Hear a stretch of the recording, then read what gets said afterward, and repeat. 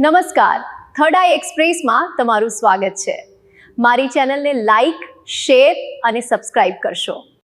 તળાજામાં traffic checking દરમિયાન નિયમ ભંગ કરનાર વાહન ચાલકો સામે કાર્યવાહી। ભાવનગર જિલ્લાના તળાજા શહેરમાં ટ્રાફિક નિયમોનું પાલન સુનિશ્ચિત કરવા પોલીસ દ્વારા સઘન વાહન ચેકિંગ હાથ ધરવામાં આવ્યું હતું। તિલક ચોક પોલીસ ચોકી તેમજ મહુવા ચોકડી ખાતે પોલીસ દ્વારા વાહન ચેકિંગ અભિયાન ચલાવવામાં આવ્યું હતું।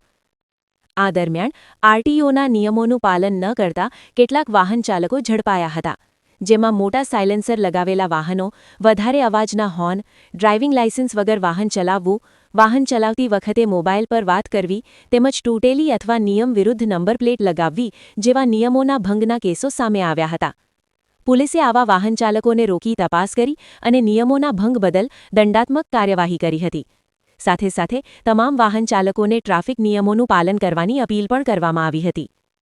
આ કાર્યવાહી નવનિયુક્ત એએસપી મૌસમ મહેતાના માર્ગદર્શન હેઠળ કરવામાં આવી હતી, જેમાં પોલીસ સબ ઇન્સ્પેક્ટર ખાંભલા સહિત તળાજા પોલીસ સ્ટાફ પણ હાજર રહ્યો હતો।